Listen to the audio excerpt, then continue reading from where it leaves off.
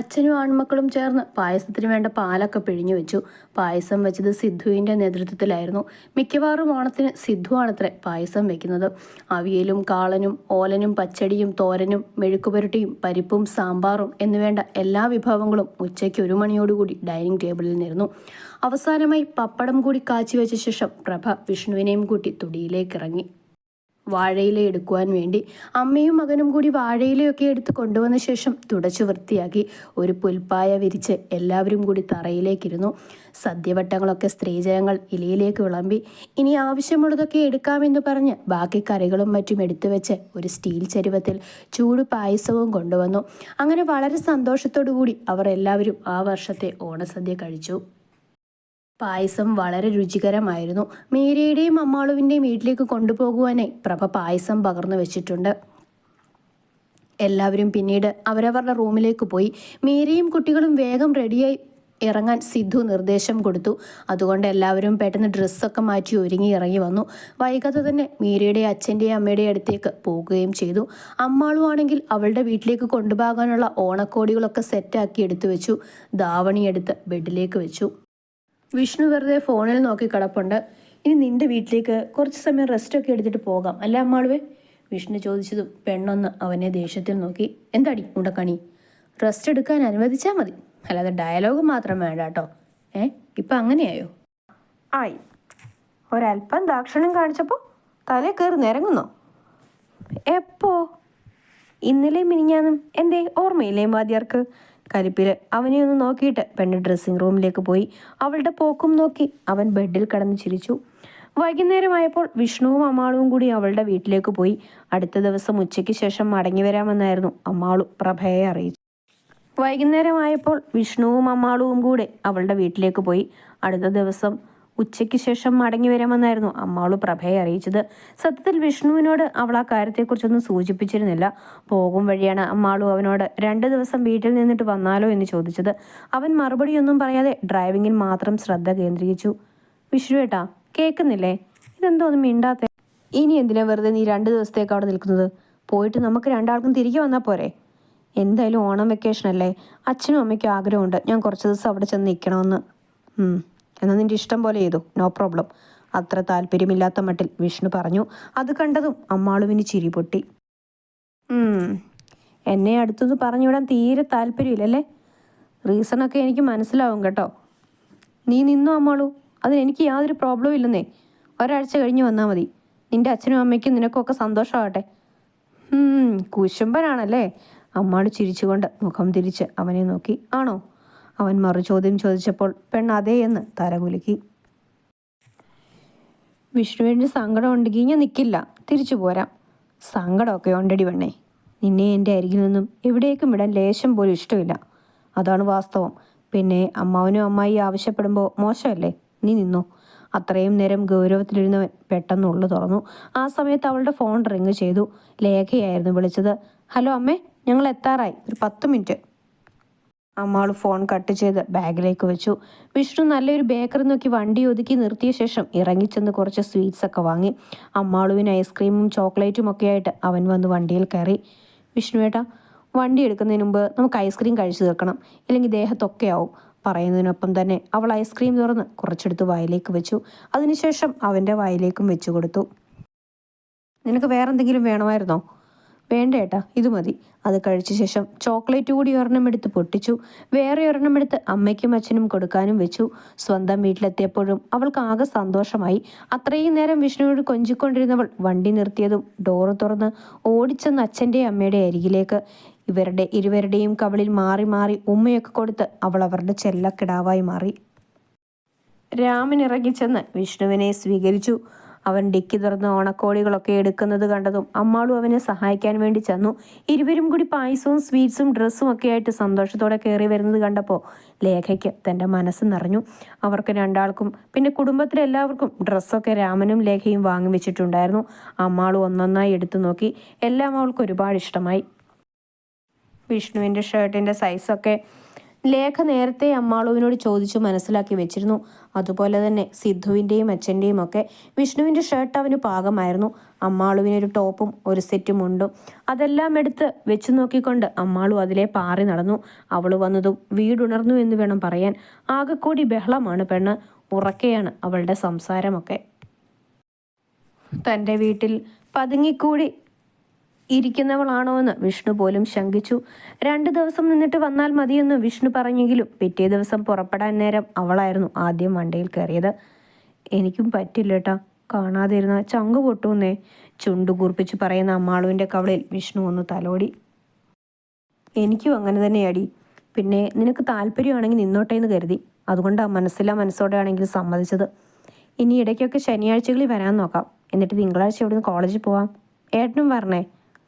വരാം. പിന്നെ അവിടേക്ക് ഇറങ്ങാനും നീ പറഞ്ഞില്ലേ, ഞാനത് മറന്നു. ഒട്ടും പ്രതീക്ഷിക്കാതെയല്ലേ നീയും വന്ന് ഒപ്പം കയറിയത്. അച്ഛനും അമ്മയും ഇവിടം വിട്ട് വേറെ എങ്ങോട്ടും വരില്ല കേട്ടോ, അതവർക്ക് ശീലമായി.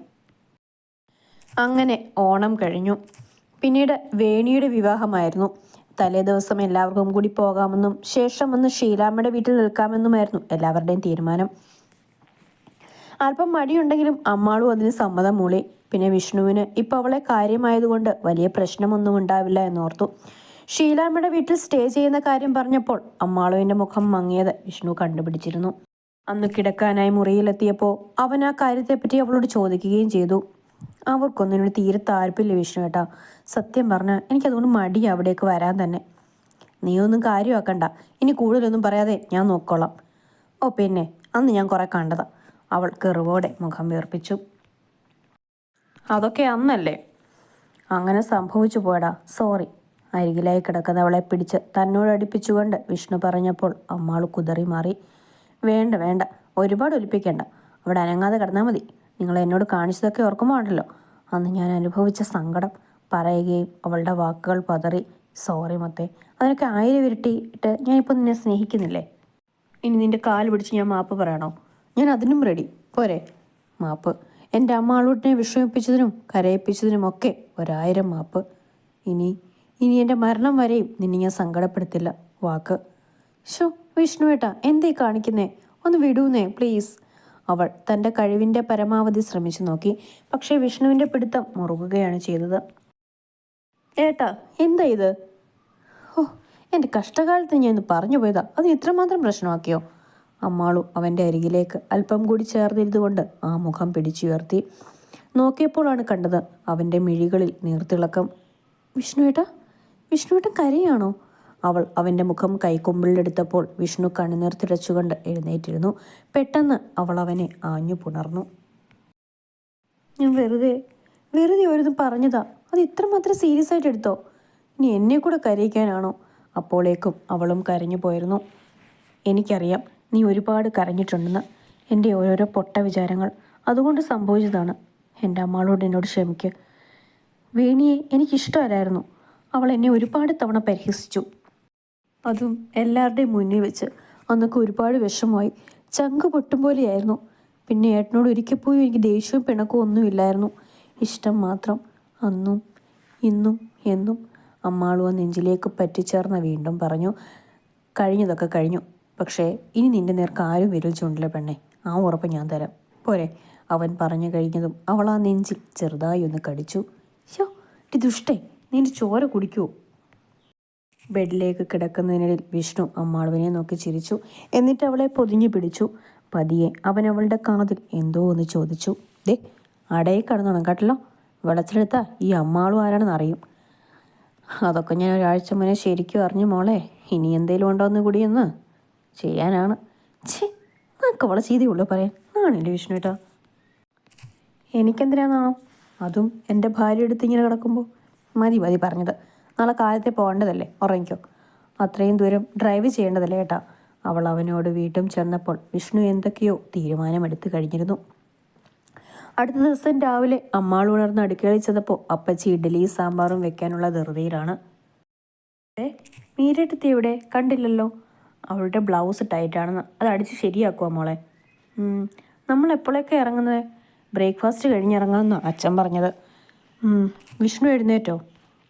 ഇല്ലപ്പേ, നല്ല ഉറക്കമാണ്. ഇരുവരും സംസാരിച്ചുകൊണ്ട് നിന്നപ്പോൾ മീര അവരുടെ അടുത്തേക്ക് വന്നു. ഡ്രസ്സൊക്കെ നേരത്തെ എടുത്ത് വെച്ചേക്കണം കേട്ടോ മോളെ, ഒന്നും വിട്ടുപോയേക്കരുത്, മീര അമ്മാളുവിനെ ഓർമ്മിപ്പിച്ചു. അങ്ങനെ മൂവരും കൂടി അടുക്കള ജോലികളൊക്കെ പൂർത്തിയാക്കിയപ്പോഴേക്കും സമയം 8:30. അമ്മേ, അച്ഛനെവിടെ? പുറത്തേക്ക് എവിടെയോ പോയതാ മോനെ, 9:30 ആകുമ്പോഴേക്കും എത്തും. ആ സമയത്ത് എല്ലാവരും റെഡിയായി നിൽക്കാനാണ് അച്ഛൻ പറഞ്ഞത്. അമ്മേ, ഞാനും അമ്മാളും കൂടി വൈകുന്നേരം അങ്ങ് എത്തിയേക്കാം കേട്ടോ, എനിക്ക് അത്യാവശ്യമായിട്ട് കോളേജ് വരെ ഒന്ന് പോകണം, ഒരു സർട്ടിഫിക്കറ്റ് വെരിഫിക്കേഷൻ ഉണ്ട്. ഇന്ന് തന്നെ പോകണോ മോനെ? അടുത്ത ആഴ്ച എങ്ങാനും കോളേജിൽ പോയാൽ പോരെ? നമുക്കെല്ലാവർക്കും കൂടി ഒരുമിച്ച് അങ്ങ് പോകാമായിരുന്നു എറണാകുളത്തിന്. ഇന്ന് ലാസ്റ്റ് ഡേറ്റ് ആണമ്മേ. കോളേജിൽ നിന്ന് ഇപ്പോൾ പ്രിൻസിപ്പൽ സാർ വിളിച്ചാണ് എന്നെ ഈ കാര്യം ഓർമ്മിപ്പിച്ചത്. കുഴപ്പമില്ല, ഞങ്ങൾ പെട്ടെന്ന് തന്നെ അങ്ങ് എത്തിക്കോളാം, നിങ്ങൾ നേരത്തെ പോയിക്കോ. ഞാൻ സിദ്ധുവേട്ടനോടും കൂടി ഒന്ന് സംസാരിക്കട്ടെ. അമ്മാളുവിന് ആ സമയത്ത് എന്തൊക്കെയോ ഡൗട്ട് തോന്നി. എന്ത് സർട്ടിഫിക്കറ്റ് ആണോ ആവോ, ഡീറ്റെയിൽ ആയിട്ട് ഒന്നും അറിയില്ല താനും. ഒടുവിൽ 10 മണിയോടെ അമ്മാളും വിഷ്ണുവും ഒഴുകി ബാക്കി എല്ലാവരും കൂടി എറണാകുളത്തേക്ക് തിരിച്ചു. ഡോറടച്ച് കുറ്റിയിട്ട ശേഷം വിഷ്ണു തിരിഞ്ഞു വന്നപ്പോൾ ഇരു കൈകളും ഇലയ്ക്ക് കുത്തി നിൽപ്പുണ്ട് അമ്മാളു. ഏത് സർട്ടിഫിക്കറ്റിൻ്റെ കാര്യമായിട്ടാണ് പറയുന്നത്? എനിക്കൊന്നും മനസ്സിലാകുന്നില്ല കേട്ടോ. വിഷ്ണു അരികിലേക്ക് വന്നപ്പോൾ അമ്മാളു നെറ്റി ചൊളിച്ചുകൊണ്ട് പറഞ്ഞു. മനസ്സിലായില്ലേ? പറയുന്നതിനോടൊപ്പം അവളെ അവൻ തൻ്റെ കൈകളിൽ കോരിയെടുത്തു കഴിഞ്ഞു. വിഷ്ണു ഏട്ടാ, ഇത് താഴെ നിർത്തിക്കേ പ്ലീസ്. അവൾ കാലുകൾ ഇട്ടടിച്ചുകൊണ്ട് കുതറി. ഈ കിടക്കു പെണ്ണേ, ഇല്ലെങ്കിൽ ഞാൻ താഴോട്ടിടും കേട്ടല്ലോ ഏട്ടാ പ്ലീസ്. അപ്പോഴേക്കും അവൻ സ്റ്റെപ്സ് കയറാൻ തുടങ്ങി. വിഷ്ണു ഏട്ടാ, നമ്മൾ രണ്ടാളും വീഴും കേട്ടോ. വീഴില്ല പെണ്ണേ, നീ കിടന്ന് കുതറാതെ ഇരുന്നാൽ മതി, ഞാൻ താഴെ ഇടത്തൊന്നുമില്ല. ഓരോ സ്റ്റെപ്പും അവൻ പിന്നിടുമ്പോൾ അമ്മാളു അവൻ്റെ നെഞ്ചിൽ കുറച്ചുകൂടെ ഒട്ടിച്ചേർന്നു. ഒടുവിൽ അവൻ്റെ റൂമിൻ്റെ അടുത്തേക്ക് വന്നിട്ട് ഒരു കാൽമുട്ട് കൊണ്ട് ഡോറ് തുറന്നു. ഇനിയെങ്കിലും ഒന്ന് താഴെ നിർത്തും മനുഷ്യ, ഇത് എന്തൊരു കഷ്ടമാണെന്നേ. ഇക്കുറി പെണ്ണിനെ ദേഷ്യമായി. പക്ഷേ അവൻ അവളെയും കണ്ട് ചെന്ന് ബെഡിലേക്ക് മെല്ലെ കിടത്തുകയാണ് ചെയ്തത്. എന്നിട്ടൊപ്പം വിഷ്ണുവിനൊപ്പം കയറി കിടന്നുകൊണ്ട് അമ്മാളുവിനെ പിടിച്ച് നെഞ്ചിലേക്കിട്ടു. എഴുന്നേറ്റ് മാറിപ്പോകാൻ അമ്മാളു ശ്രമിച്ചപ്പോൾ അവൻ അവളെ അല്പം കൂടി തന്നിലേക്ക് അമർത്തി. ഒടുവിൽ രക്ഷയില്ലത് കണ്ടതും അമ്മാളുവും അതേപോലെ കിടന്നു. എൻ്റെ അമ്മാളോടിനെ വിഷമിപ്പിച്ചിട്ട് ആരുടെയും വീട്ടിൽ ഇനി ഒരിക്കലും നമ്മൾ രണ്ടാളും പോകില്ല കേട്ടോ. നാളെ കാലത്തെ നേരെ കല്യാണത്തിന് ചെല്ലും, കൺവെൻഷൻ സെൻറ്ററിലേക്ക്. എല്ലാം കഴിഞ്ഞ് മടങ്ങിപ്പോരും, എവിടെയും സ്റ്റേ ചെയ്യുന്നില്ല. നമ്മൾ രണ്ടാളും ഇവിടെ ഈ വീട്ടിൽ കഴിയും. തൻ്റെ നെഞ്ചോരം കിടക്കുന്നവളുടെ മുടിയിഴകളിൽ മെല്ലെ വിരൽ കടത്തി ഓമനിച്ചുകൊണ്ട് വിഷ്ണു അത് പറഞ്ഞപ്പോൾ മുഖമുയർത്തി അവനെ നോക്കി കിടക്കുകയാണ് അമ്മാളു. അവനൊന്ന് കണ്ണ് ചെമ്മി കാണിച്ചപ്പോൾ കരഞ്ഞുകൊണ്ട് അവൾ അവൻ്റെ കവിളിലും നെറ്റിയിലുമൊക്കെ ഉമ്മ കൊടുത്തു. എടി, അവൻ തൻ്റെ അധരത്തിലൊന്ന് തൊട്ടപ്പോൾ അമ്മാൾ ഊർന്ന് താഴേക്കിറങ്ങി. എന്നിട്ട് വിഷ്ണുവിനെയും പുണർത്തുകൊണ്ട് കിടന്നു. കരയുകയാണെന്ന് അവന് മനസ്സിലായിരുന്നു. ഷീലാമ്മയൊക്കെ നാവിന് യാതൊരു ലൈസൻസും ഇല്ലാത്ത ആളുകളാണ്. എന്തൊക്കെ എവിടെ പറയണമെന്നൊന്നും അവർക്കറിയില്ല. ഇന്നിനി അവിടെ ചെല്ലുമ്പോൾ നിന്നെ കണ്ടിട്ട് എന്തെങ്കിലുമൊക്കെ ചൊറിഞ്ഞുകൊണ്ട് വരും. ആർക്കും ഒരക്ഷരം പോലും അവറ്റകളോടൊന്നും പറയാനും പറ്റില്ല. പിന്നെ വേണിയുടെ ഫാഷൻ ഷോയും കാണുമെന്ന്, അതൊന്നും ഒട്ടും കുറയ്ക്കാത്തായിട്ടാണ്. എല്ലാത്തിൽ നിന്നും ഒഴിവാക്കാൻ ഞാൻ നോക്കിയിട്ട് ഈ ഒരൊറ്റ വഴിയേ കണ്ടുള്ളൂ. അതാ. അവൻ പറഞ്ഞു കഴിഞ്ഞതും അമ്മാളു അല്പം കൂടി അവനിലേക്ക് ഒട്ടിച്ചേർന്ന് കിടന്നു. എന്നിട്ട് പതിയെ മുഖമുയർത്തി അവൻ്റെ അധരത്തിൽ ഒരു മുത്തം കൊടുത്തു. ഇങ്ങനെ ഉമ്മിക്കാണോ നിണ്ട് പറഞ്ഞത്? കഷ്ടമുണ്ട് കേട്ടോ അമ്മാളു, അവൻ പിണക്കം ഭാവിച്ചു. പെട്ടെന്ന് ഒരു തവണ കൂടി അവൾ മുത്തം നൽകി. ഇതൊക്കെ മതി, ഇനി ചോദിച്ചേക്കരുത്. ഇടി, അതിന് ഞാൻ ഉദ്ദേശിച്ചത് ഇങ്ങനെ തൊട്ട് തലോടി പോകാനൊന്നുമല്ല, ഒരു ഡീറ്റെയിൽ ആയിട്ടുള്ള ചുംബനം തന്നെ. വിഷ്ണു പറഞ്ഞപ്പോൾ അമ്മാളു അവനെ നോക്കി പേടിപ്പിച്ചുകൊണ്ട് വീണ്ടും ആ നെഞ്ചിലേക്ക് കുളിക്കാൻ നോക്കി. പെട്ടെന്നായിരുന്നു അവൻ അവളെ പിടിച്ച് തൻ്റെ മേലേക്കിട്ടതും അവളുടെ അധരം നുകർന്നതും. പെണ്ണിന് ശ്വാസം പോലും എടുക്കാൻ പറ്റാത്ത വിധത്തിൽ ഒരൊന്നൊന്നര ചുംബനം. ഇടയ്ക്ക് അവളുടെ കണ്ണു മിഴിഞ്ഞു മേൽപോട്ടുയർന്നു. ഒപ്പം അവളുടെ നഖം അവൻ്റെ നെഞ്ചിൽ നല്ല അടിപൊളിയായിട്ട് ഒരു പോറലും കൂടി വീഴ്ത്തി. ചെക്കന് വേദനിച്ചതും അവൻ അവളെ തന്നിൽ നിന്നും മോചിപ്പിച്ചു. വിഷ്ണു ഏട്ടാ, എന്ത് പണിയാണ് കാണിച്ചേ? എനിക്ക് വേദനിച്ചു ശരിക്കും. നീറ്റിൽ വന്നു കേട്ടോ, അമ്മാള് സങ്കടത്തോടെ പറഞ്ഞപ്പോൾ വിഷ്ണു ഒരു കള്ളച്ചിരിയൊക്കെ ചിരിച്ചുകൊണ്ട് അവളുടെ കവിളിൽ ആഞ്ഞൊന്ന് കടിച്ചു. സംഗതി വഷളാകുമെന്ന് മനസ്സിലായതും അവൾ പതിയെ എഴുന്നേറ്റു. എന്നിട്ട് റൂമിൽ നിന്നും ഇറങ്ങി ഓടി. എടി വീഴല്ലേ, അവൻ പറഞ്ഞു തീരും മുൻപേ കേട്ടു അമ്മാളുവിൻ്റെ കരച്ചിൽ. ഈ പെണ്ണ്, എൻ്റെ അമ്മാളു കൊച്ചുകുട്ടിയാണ് നീ, ഒരൊറ്റ അടി വെച്ച് തന്നോണ്ടല്ലോ. അവൻ ഇറങ്ങിച്ചെന്നപ്പോൾ വയറിൽ പൊത്തിപ്പിടിച്ചുകൊണ്ട് ചുവരിൽ ചാരിയിരിക്കുകയാണ് അമ്മാളു.